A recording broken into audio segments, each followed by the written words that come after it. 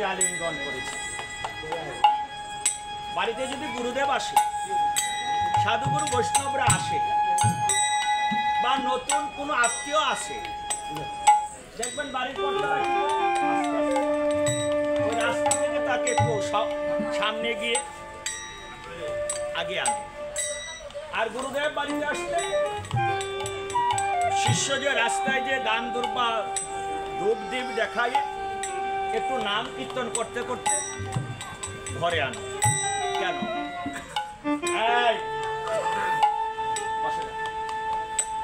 কেন করে মা? অনেক কিছু আছে এর মধ্যে। গুরুদেব চায় শিষ্য তার প্রতি একটু ভক্তি রাখো। যারা সত্যিকারের গুরুদেব তারা টাকা পয়সা দিকে তো আমরা খেয়াল করে না, চায় যে শিষ্যটার ভক্তিটা কেমন আছে একটু দেখুন। গুরুদেব শিষ্যের কাছে যা চায় সেটা হলো একটু ভক্তি। তখন ভক্তিটা কার মধ্যে প্রকাশ পায়?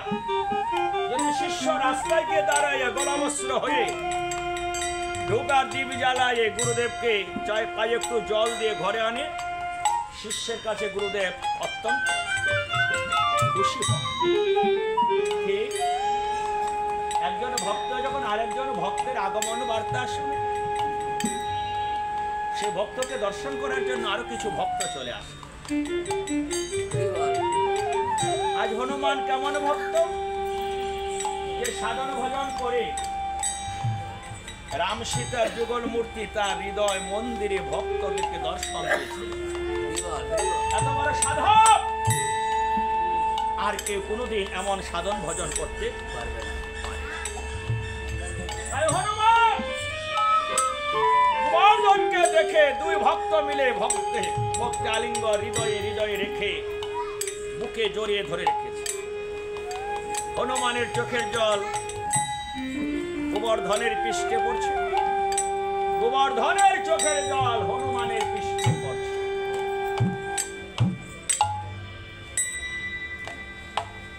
কারণ কীর্তনে ভক্তরা দেখবেন কৃষ্ণ নামে কাঁদে, যারা কাঁদে তাদের চোখের জলের ধারাই বাড়ে, আর যারা কাঁদে না তারা সে তত্ত্ব জানে।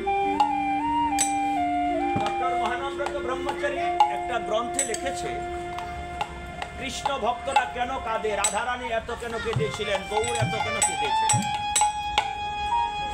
তিনি বললেন কৃষ্ণ ভক্তদের চোখে যত কৃষ্ণ নামের জল আসবে, কৃষ্ণ প্রেম তাদের হৃদয়ে দিনে দিনে বৃদ্ধি পাবে। স্বর্ণকার যখন সোহাগা দিয়ে স্বর্ণকে পুরায়, স্বর্ণ তার রূপ উজ্জ্বল। আর কৃষ্ণ নামে ভক্তরা যত কীর্তন শুনে, তার হৃদয় মন্দির তত কীর্তন শোনার জন্য পাগল হয়ে যায়। হাতে অনেক কাজ থাকলেও মনটা চলে যায় কখন একটু কীর্তনে যাও। কারণ এই যে একটা আকাঙ্ক্ষা, এই যে আকাঙ্ক্ষাটা যে আমি কীর্তনে যাব, তুমি বুঝবে তোমার সাধন ভজন শুরু হয়ে গেছে। কারণ কৃষ্ণ নাম তোমাকে আকর্ষণ করছে। চলে হ্যাঁ, বাড়ির পাশে দেখো দেখবেন 3-4 দিন কীর্তন হয়, একদিন গিয়ে প্রণাম করার সময় তার হাতে হয় না। কথা বলবেন না, আসন নষ্ট করবেন না। দূর থেকেও ভক্তরা চলে আসে একটু কীর্তন শ্রবণ করার জন্য। তাই তোমার নিজের মধ্যেই সাধন ভজন কি হয়েছে বা কি হয়নি এখন একটু পরীক্ষা করে দেখো। কীর্তন এমন একটা জিনিস যা তোমাকে হৃদয় মন্দিরে ভগবত প্রেম বাড়িয়ে দেয়। আর সেই প্রেমটা আরো বৃদ্ধি করে কে? যারা ভক্ত আছে তারা। আজ হনুমান গোবর্ধন দুইজন আলিঙ্গন করে অতিথিশালায় নিয়ে হনুমানকে জল ফল ফুলে সেবা দিয়ে বলছে, হনুমান কেমন আছে রে আমার ভগবান শ্রীরাম? হনুমান বলছে, তুমি বড় ভাগ্যবান। বলে কেন? যে প্রভু রাম তোমাকে বন্ধু বলে। তুমি কত জনম সাধন ভজন করেছো যে প্রভু রাম তোমাকে বন্ধু বলে? বলে আমি কোনো সাধন ভজনই করিনি। কেন প্রভু রাম আমাকে বন্ধু বলে জানিস কেন? আমার পিতার আশীর্বাদে। পিতার আশীর্বাদটা কত বড় মূল্যবান চিন্তা করে। তোমার বাবা যে তোমাকে প্রভু রামের বন্ধু হতে আশীর্বাদ করেছে। শুনবি হনুমান, শোন। পূর্বজন্মে আমি ছিলাম মহামুনি বশিষ্ঠ মুনির পুত্র। হনুমান বলছে কি বলছো? বলে হ্যাঁ, বশিষ্ঠ মুনিকে, মুনির মধ্যে মহামুনি, ধ্যানীর মধ্যে মহাধ্যানী, জ্ঞানীর মধ্যে মহাজ্ঞানী মহামুনি বশিষ্ঠ, যে রামের বংশের কুলের পুরোহিত, কুল পুরোহিত। যদি তুমি মহামুনি বশিষ্ঠ মুনি সন্তানী হয়ে থাকো, তাহলে তুমি মুনি বংশ ছেড়ে কেন চণ্ডাল বংশে এলে? বলে আমি একটা ভুল সিদ্ধান্ত দিয়েছিলাম, সে অপরাধে আমার পিতা আমাকে অভিশাপ দিয়েছে। বলে কি ভুল সিদ্ধান্ত? বলে আমি রাজা দশরথকে 3 বার রাম নাম উচ্চারণ করিয়েছিলাম। কি বলছে? রাম নামে ব্রহ্ম হত্যার পাতকী মুক্তি পায়, আর তুমি 3 বার রাম নাম উচ্চারণ করানোর জন্য তুমি অভিশাপ পেলে। ভাবতে পারেন কথাটা? রাম নামে সবাই মুক্তি লাভ করবে, আর আজকে গোবর্ধন গুহক চণ্ডাল বলছে আমি 3 বার রাম নাম করার অপরাধে আমার পিতা অভিশাপ দিয়েছে। বলে কেন তুমি 3 বার রাম নাম করিয়েছিলে? বলে রাজা দশরথ 3টি ব্রাহ্মণ হত্যার অপরাধী। কি করে করেছিল? শুনবে হনুমান? বলে হ্যাঁ আমি শুনতে চাই, তবে শোন। একদিন রাজা দশরথ গিয়েছিল বনের মধ্যে হরিণ শিকার করতে। সকাল থেকে দুপুর পর্যন্ত সে কোনো হরিণের সন্ধান পায়নি। দিনটি ছিল দ্বাদশী। ওইদিকে সিন্ধু নামে এক সন্তান, যার মাও অন্ধ, বাবাও অন্ধ, তাকে বলা হয় অন্ধমণির পুত্র সিন্ধুমণি। ওই সন্তান বাবা মার চরণ ছাড়া অন্য কোন দেবতার চরণ পূজা করে না। কেন করে না জানে? আমার এই সন্তানরা কি জানে দেবতাদের মধ্যে বড় দেবতাকে বেদে বলে দিয়েছে পিতা স্বর্গ পিতা ধর্ম। সন্তানের স্বর্গ হলো পিতা, সন্তানের ধর্ম হলো পিতা। পিতাহি পরমন্তপ পিতরি পৃথিমাপন্নে প্রিয়ান্তে সর্বদেবতা। বাবা যদি সন্তানের সেবায় সন্তুষ্ট হয়, বিশ্বের সমস্ত দেবতাই সন্তুষ্ট হয়। তাহলে সবচেয়ে বড় দেবতা কে? জন্মদাতা পিতা। আর মায়ের স্থান জননী জন্মভূমিষ্ঠ স্বর্গাধপি করিয়সী। সেই মা বাবার চরণ সেবা করে না যে জন, তার সাধন ভজন হবে কি পূরণ? শাস্ত্রে বলছে স্থূলের গুরু মাতা পিতা শিষ্য হরে মন। আমরা স্থূলের দেশের মানুষ, আমার কথা খেয়াল করো। যে পৃথিবীতে আমরা আছি এটার নাম হলো স্থূলের দেশ। স্থূলের গুরুকে মাতা আর পিতা। হেন গুরুর চরণ সেবা না করে তুমি সাধু হতে চাও, তুমি উপহাসের পাত্র হয়ে যাবে। তোমাকে দেখে সবাই উপহাস করবে, এমনকি ভগবান রাম পর্যন্ত উপহাস করবে। কারণ রাম নিজের কর্ম ফলে এই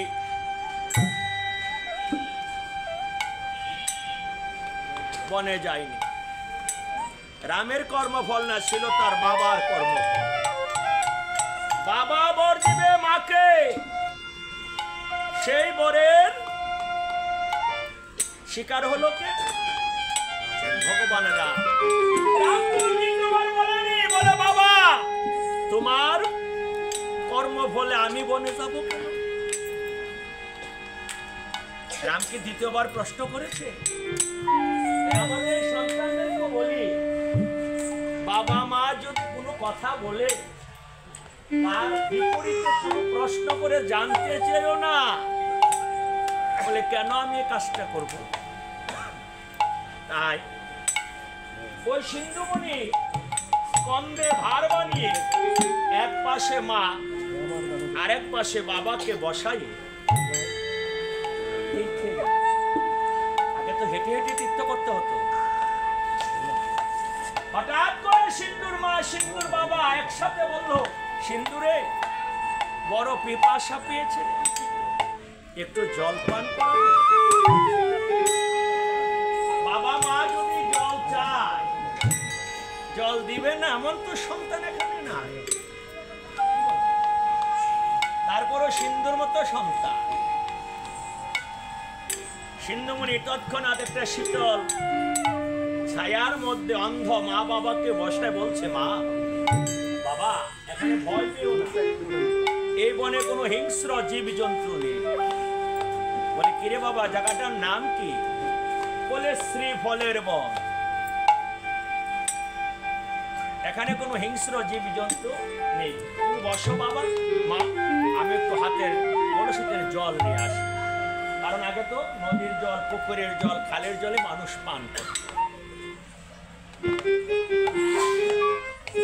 একটু দূরে যে সিন্ধুমণি চমকে উঠছে, কে যেন বলছে, দাঁড়াও বন্ধু, একটু দাঁড়াও, ফিরে তুমি তোমার বাবা মাকে দুই নয়ন ভরে দেখে না,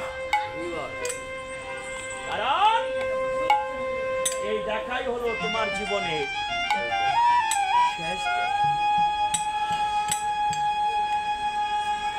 জীবনে সবাইকে একদিন শেষ দেখা সব সন্তানরাই দেখবে।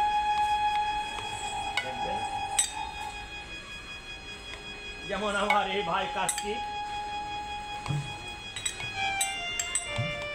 3 ভাইয়ের মধ্যে বড় ভাই,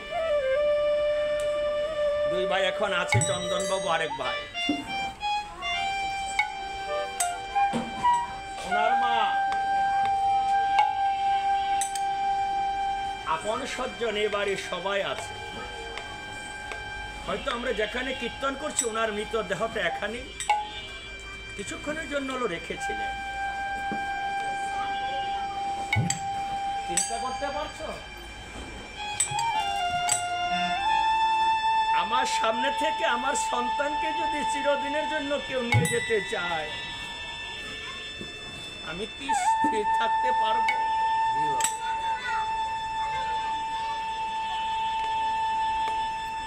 যখন কার্তিক বাবুকে এই বাড়ি থেকে শ্মশানের জন্য নিয়ে যাচ্ছিল, এই মা তো সামনে বসেছিল, ভাইয়েরা সামনে ছিল, সন্তান সামনে ছিল। হয়তো ভাইয়েরা এবং ছেলেও সে মাচাটার মধ্যে ধরেছিল।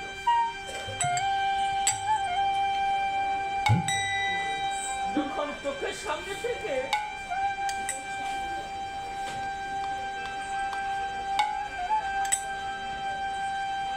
সন্তানকে নিয়ে যায়, ভাইকে নিয়ে যায়,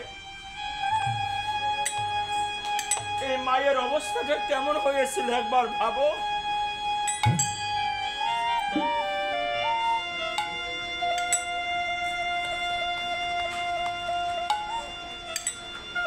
কোথায় মায়ের শ্রাদ্ধ সন্তান করবে?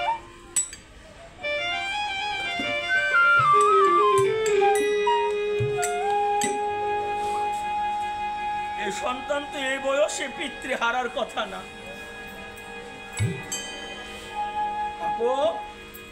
তোরা ভাই বোনে এসে বাবাকে প্রণাম কর আর প্রভুর নিকট বলে দে, প্রভু আমাদের বাবাকে তুমি তোমার চরণে ধরিব।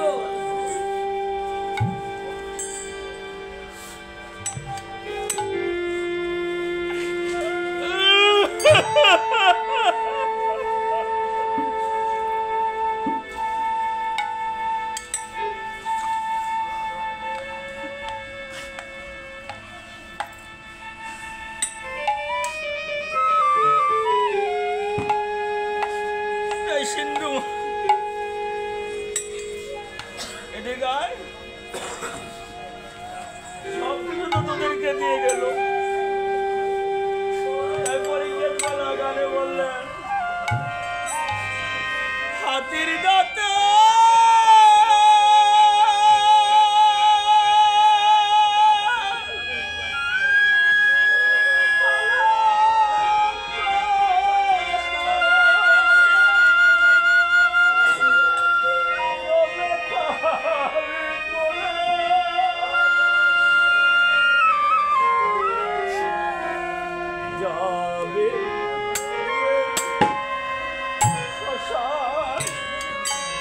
সবাইকে প্রণাম করে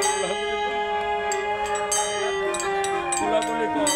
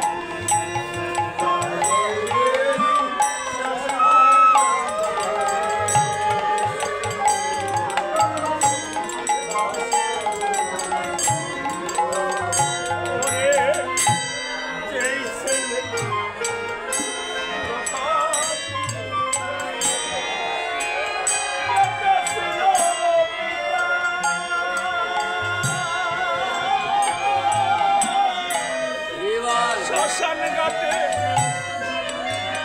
সে ছেলে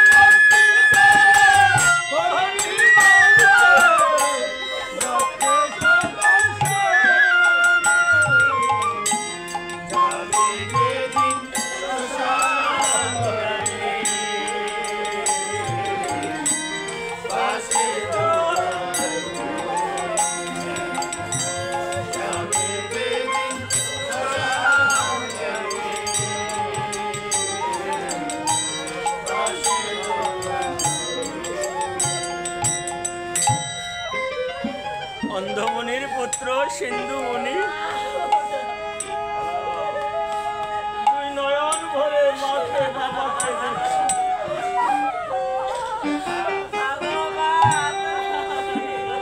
দেখে একটু দূরে যেয়ে হাতের কলসিটা যখন জলের মধ্যে ডুবিয়ে দিয়েছে,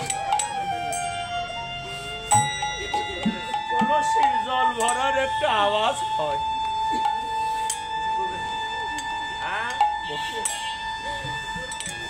সে আওয়াজটা শুনে দশরথ মনে করেছিল বনের কোন হরিণ বুঝি জল পান করছে। হরিণ মনে করে যখন শব্দবেদী বান ছেড়ে দিয়ে অমনি যে বান সিন্ধুমণি বুকের মধ্যে বিঁধেছে, বানের ব্যথা সহ্য করতে না পেরে সিন্ধুমণি ওইখান থেকে মাকে বলেছিল, মা বাবা এই জীবনে আর তোমার সাথে দেখা হবে না। আমি চেয়েছিলাম না এই পালাটা হোক, কারণ এই পালার সাথে এই পরিবারটা পুরাটা মিলে গেছে। ওই অর্ধজলে অর্ধস্থলে পরে সিন্ধুমণি তার মা বাবাকে প্রণাম করছে আর বলেছিল আর দেখা হবে না। কার্তিকের সাথে কি আর মায়ের দেখা হবে?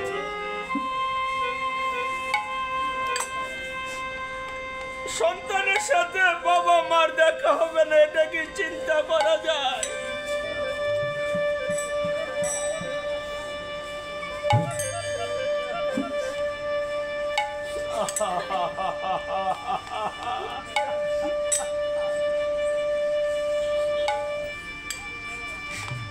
আরে সন্তান কাকে বলে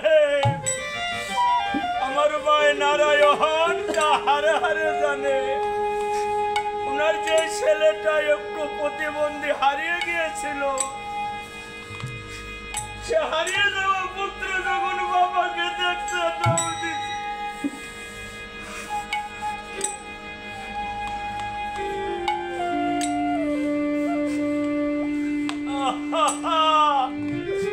তাই জানি তাই গোবর হরিব।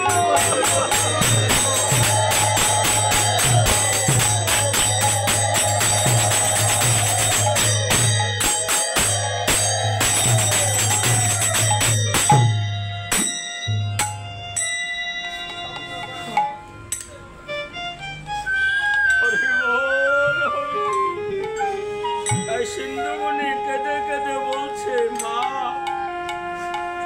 মরণে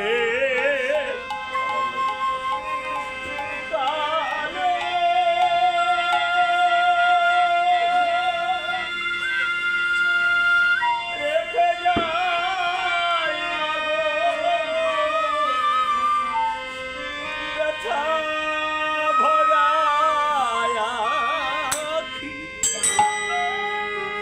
আখি জল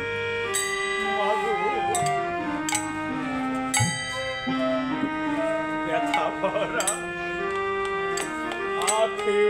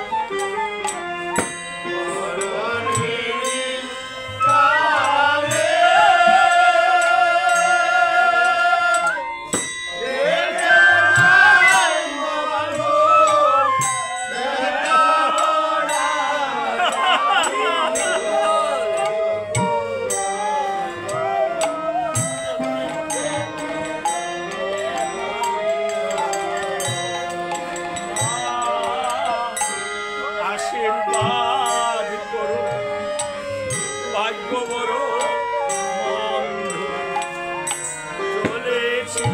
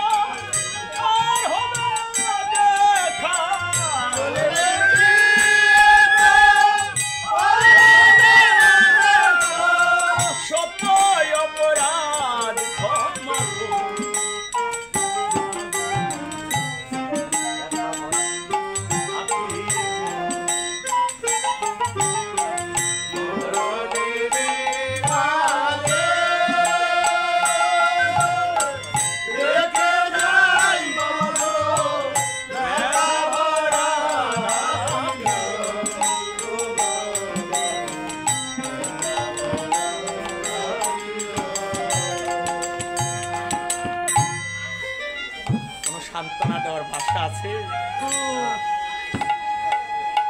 গত বছর হারিয়েছে বাবা, মানে ওনার স্বামী, এখন হারালো গর্ভের ধন, বড় পুত্র।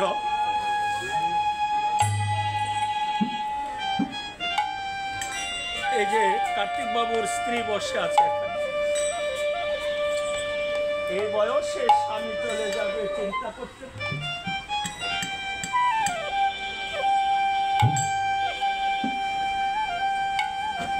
কার্তিক বাবুর সে বয়সে মুরব্বীরা আপনারা অনেকেই আছেন, অনেকেরই কষ্ট মা, এটা মেনে নিতে বড় কষ্ট হচ্ছে। স্ত্রী বসে থাকে, স্বামী আসলে গদি থেকে একসাথে বসে বসে খাবো, আর বসবেন। ওইদিকে সিন্ধুমণি মৃত্যু যন্ত্রণায় ছটফট করছে, আর এদিকে মা বাবা বসে আছে, পুত্র জল আনলে জল দিবে, জল পান করবে। রাজা দশরথ দৌড়িয়ে যেয়ে সিন্ধুর বুক থেকে বানটা খুলে বলেছিল, রে বাবা, তুই তোর গলায় যজ্ঞ সূত্র, তুই তো ব্রাহ্মণ পুত্র, তুই কে? বলে আমি অন্ধমুনির পুত্র। তুই সিন্ধু? বিধাতা, শেষ পর্যায়ে তুই আমার হাতে ব্রাহ্মণ হত্যা। এই সিন্ধু, এই গভীর অরণ্যে তুই কোথা হতে এলে? বলে আমি আমার বাবা মাকে নিয়ে তীর্থে যাত্রা করছি, তো বনের মধ্য দিয়ে যাচ্ছি। ওই যে বট বৃক্ষটা দেখা যাচ্ছে, এখানে আমার জন্মদাতা মা, গর্ভধারিণী মা, জন্মদাতা পিতা বসে আছে, একটু আমাকে নিয়ে যাও না। আমি তাদের স্মরণে জীবনে শেষবারের মতো একবার প্রণাম করব। আজকে পহেলা বৈশাখ, কোথায় সন্তান মায়ের চরণে প্রণাম করে আশীর্বাদ নিবে, আর সেই সন্তানের জন্য মা কাঁদতে কাঁদতে অচৈতন্য হয়ে গেছে। রাজা দশরথ যখন সিন্ধুকে নিয়ে যাচ্ছে, পথের মধ্যে সিন্ধু মারা গেছে। পাতার মর্মর শব্দ শুনে মা বাবা মনে করেছে পুত্রবতী, জল নিয়ে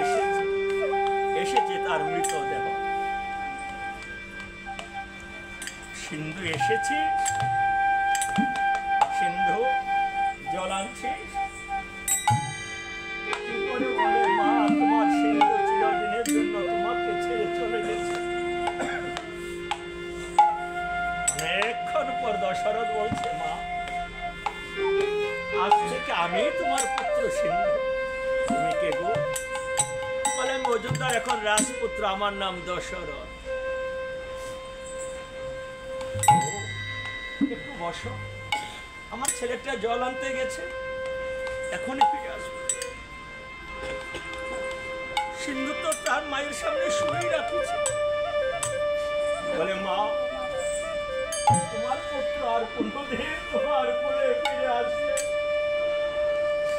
তোমার পুত্র যে তোমার সামনে শুয়ে আছে গো মা, এই মাত্র দশরথের মুখে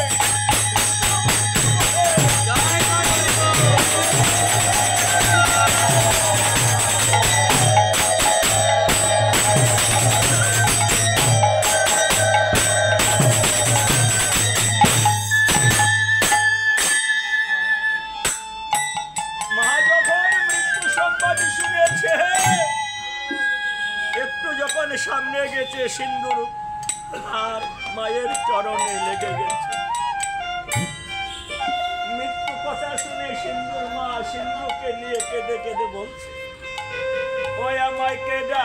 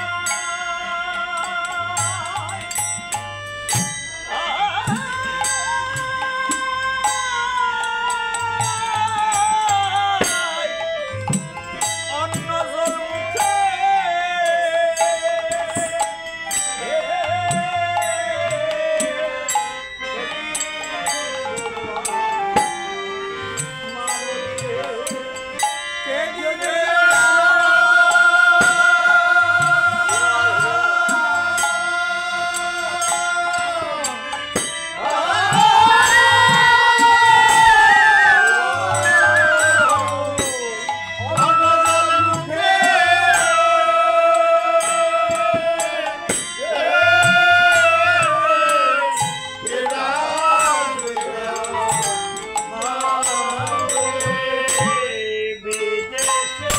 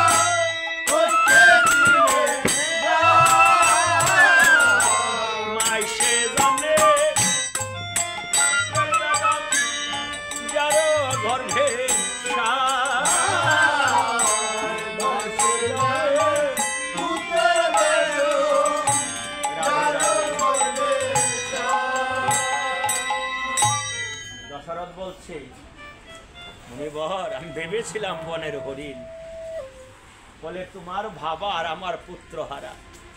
তুমি জানো না দশরথ শাস্ত্রে বলেছে ভাবিয়া করিও কাজ করিয়া ভাবিও না। তুমি রাজপুত্র, তোমার কোনো বিচারও আমি করতে পারবো না। তুমি কি বলে দাও দশরথ, আমি বাবা হই আমার সন্তানের মুখাগ্নি করব? কঠিন প্রশ্ন। শোনো দশরথ, আমি আমার সন্তানের মুখাগ্নি করব না, কারণ আমি ব্রাহ্মণ। আমি আমার সন্তানের জন্য আমরা দুইজন স্বামী স্ত্রী প্রাণ ত্যাগ করব।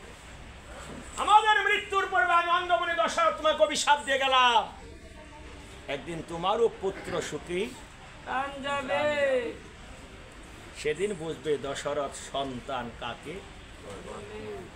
এই কথা বলে তারা স্বামী স্ত্রী ভেনে বসে শ্রীরামপুর বৃন্দাবনে যাত্রা করছে। এই দৃশ্য দেখে দশরথ দু হাত তুলে হরি বল, জয় গুরু। দয়াল শ্রী